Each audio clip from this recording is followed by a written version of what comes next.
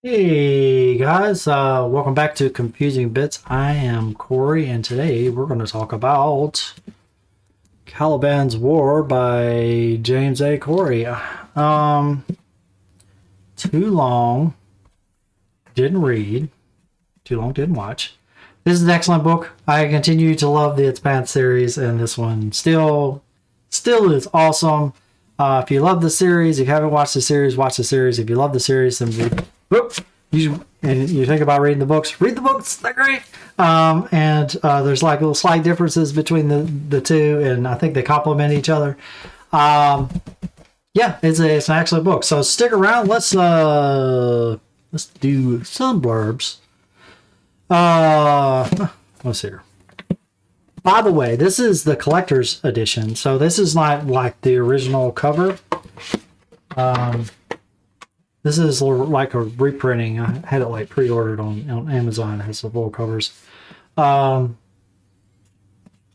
other ones have like a lot of yellows and greens and stuff like that, and the names, the fonts change and all sorts of. They look different. But these are the new collector's edition. The earlier one was, where's it?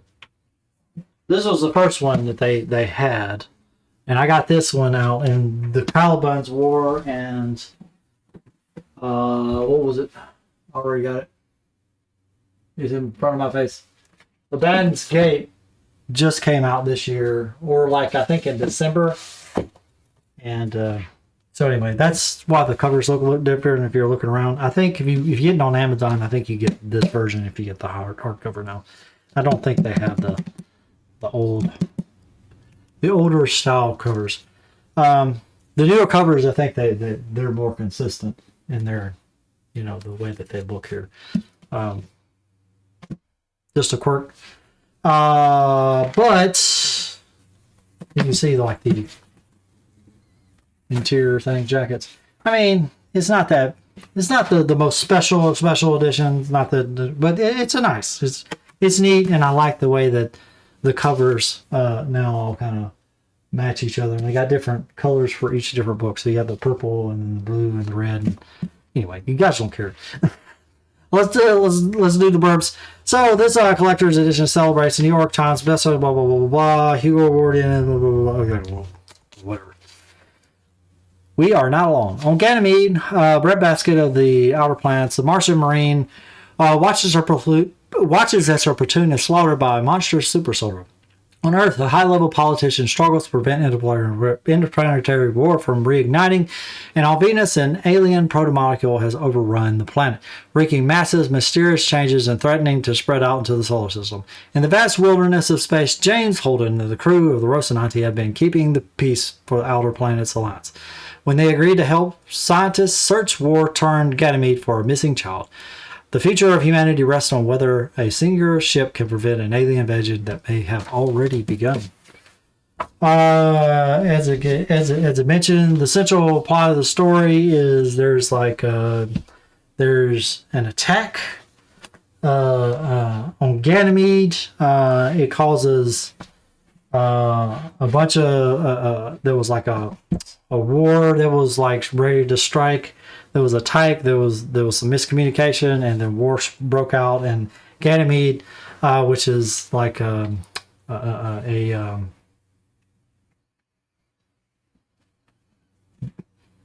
agricultural center for the outer planets or whatever. So that's where all the food comes from. Anyway, it got attacked. And things got shut down, and then everybody's trying to evacuate and stuff like that. And in the meantime, a child gets abducted from a scientist. A scientist's child gets abducted, and then the whole thing is searching for the child and finding out why the child was abducted, and then that unravels a mystery as to why the attack broke out. It's fantastic. I'm not going to say any more other than it's fantastic. I love. So this is the first book with Bobby. So you get introduced to Bobby in this in this book, and is probably one of my favorite characters from both the show and now the book. You get what's her name? Aza. I can't remember her name. Amazaral or something like that. She's the UN the UN head lady, and like on the show, she's played by this like Indian lady. It's just got like the smokiest voice ever. It's just the sexiest thing ever. And so like I'm reading this book, and so I already had the book. I already have the show in mind. So like every line that she says, I just hear it in her voice, and I'm like, this is so great. But I did read this on audiobook. This was read and I thoroughly enjoyed the audiobook. As you may or may not know, the books are mostly trophies for me, but I read on audio. A quick tip I just learned. A lot if you have a Spotify subscription. So I was buying like all my audiobooks on Audible, but I recently discovered that that a lot of popular audiobooks are on Spotify if you are a Spotify subscriber, which I am. So I've been getting a lot of audiobooks for free. So now I'm no longer paying twice for the books. Not really. I don't have to pay the audio. I don't have to pay for the audiobook separately. I mostly just get the book, pay for the book, and then I can listen to the audiobook on Spotify. So if you have Spotify, I would recommend you do that. There's a lot of really great books on there that you can read. In fact, since I discovered it, it's been like 80% of the books have been on there without issues. So I don't know what to say. I'm like, I don't want to get too much into this. This is a page turner. It's like back when Harry Potter, for me, it's back when Harry Potter came out with the new, when the new Harry Potter book came out and you just read it like all in one go and you just couldn't stop. That's these books for me. I just love this world. So I love that it's kind of gritty realism. I love that it focuses on the politics. I love that it doesn't really focus so much on insane heroics that aren't like really couched in this is extremely dangerous and we're all going to die. It's very kind of grim, so to speak. It's very like if you've seen the show, or if you saw Battlestar Galactica, kind of, especially the first season of Battlestar Galactica, the new first season of Battlestar Galactica, the one with Edward James Olmos is the captain. That one,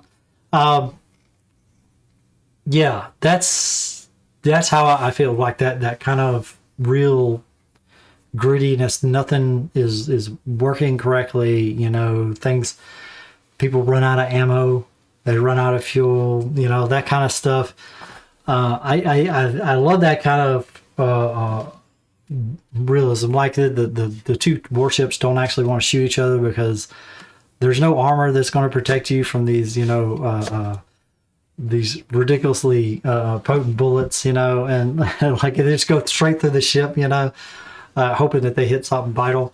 That's the missiles, like they got the little guns that have to shoot down the missiles because if the missiles make it through, like there's no like laser guns, not really. They got rail guns, but basically it's real. It seems real. I don't know how realistic it is, but it feels real, and that's what I love about this. And I love that there's really two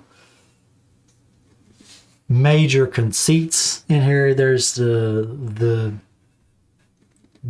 I don't remember the name. Their engines are way more capable than any engine in real life. It's like a hyper efficient rocket engine that they have is one conceit.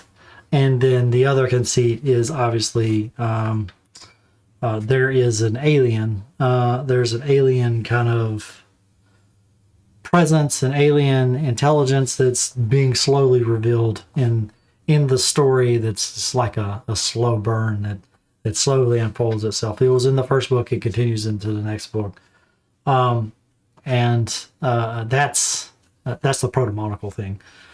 And it's just, those are really, other than that, you don't have to turn off your brain. You know, you could think about how this character would, and they all behave like real characters. It feels like, at least it feels like all the characters are behaving like real people would behave.